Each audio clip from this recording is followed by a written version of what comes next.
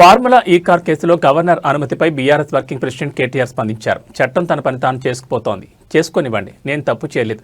Lie detector test కూడా నేను ready అయ్యా. ఇంతకు మించి చెప్పేదేం లేదు. అయినా సీఎం రేవంత్ రెడ్డి నన్ను అరెస్ట్ చేసే ధైర్యం చేయడం అంటూ కేటీఆర్ వ్యాఖ్యానించారు. ఎక్కడ ప్రభుత్వ భూములున్నా రేవంత్ ముఠా వాలిపోతుందని కేటీఆర్ తీవ్రస్థాయిలో ఆరోపణలు చేశారు. భారతదేశంలోనే అతిపెద్ద భూ కుంభకోణం హైదరాబాద్లో జరుగుతోందని అన్నారు. సుమారు 9,292 ఎకరాల ప్రభుత్వ భూమిని తన వర్గీయులకు సీఎం రేవంత్ రెడ్డి కట్టబెట్టాలని చూస్తున్నారు. బాలానగర్, కుకట్పల్లి, చీడిమెట్ల, నాచారంలోని పారిశ్రామిక వాడల్లో భారీ మొత్తంలో ప్రభుత్వ భూములను కొట్టేసే ప్రయత్నం చేస్తున్నారు. ఎకరానికి 40 కోట్లు వేసుకున్న 4 లక్షల కోట్ల కుంభకోణం.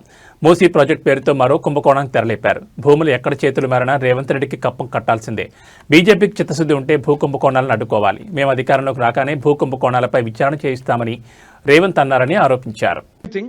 9,292 ఎకరాల పారిశ్రామిక భూముల మీద కన్నేసి రేవంత్ రెడ్డి గారు ఆయన ప్రభుత్వం ఇవాళ Hyderabad industrial lands transformation policy అనే పేరిట భూములను కొల్లగొట్టే కుంభకోణానికి తెరలేపిండు.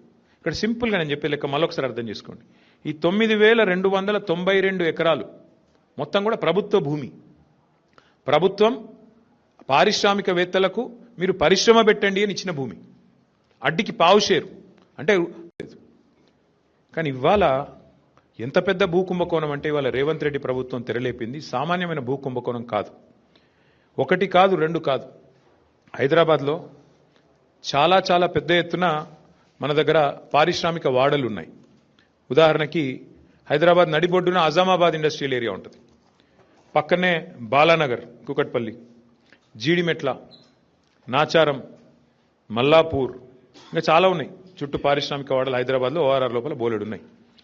ఎక్కడ కూడా ఇవాళ మార్కెట్లో మీరు చూసినట్టయితే అక్కడ ఎకరం 40-50 కోట్లకు తక్కువ ఎక్కడ ఉండదు. గజాల లెక్కనే ఉంది, ఎకరం లెక్క కూడా లేదు. గజాల చొప్పున 2 లక్షలు, 1,00,000-1,50,000 గజానికి ఈ స్థాయిలోనే ఉంటుంది.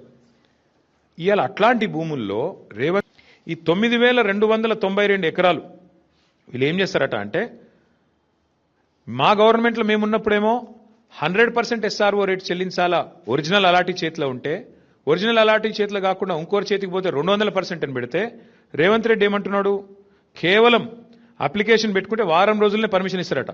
ఏది టీఎస్ ఐపాస్ లెక్క. అర్జెంటుగా డబ్బులు కావాలి కాబట్టి, అర్జెంటుగా లూట్ చేయాలి కాబట్టి వారం రోజుల్లో పర్మిషన్, మరొక వారం రోజుల్లో స్పెషల్ సిఎస్ ఆధ్వర్యంలో కమిటీ అప్రూవల్, మరొక వారం రోజుల్లో ఫీజు డిమాండ్ నోటీస్, 45 రోజుల్లో మొత్తం ప్రక్రియ పూర్తి. అన్నింటికి మించిన హైలైట్ ఏంటంటే 100%, 200% నిబంధన మనం పెడితే మన కేసీఆర్ గవర్నమెంట్లో 30% కడితే చాలంట. ఎంత హైలైట్ అంటే 30% చాలంటే, ఏది 30% SRO విలువ. ఉదాహరణకి మీకు ఎగ్జాంపుల్ చెప్తాను. అజామాబాద్లో ప్రస్తుతం SRO విలువ, SRO వాల్యుయేషన్ 32,000 రూపాయలు ఉంది. కానీ అక్కడ మార్కెట్లో 1,50,000 ఉంటుంది. యాజ్ ఇట్ ఈస్ 5 రెట్ల తేడా ఉంటుంది. బాలానగర్లో 45,000 ఉంది, కానీ బయట మార్కెట్లో 2 లక్షలు ఉంటుంది.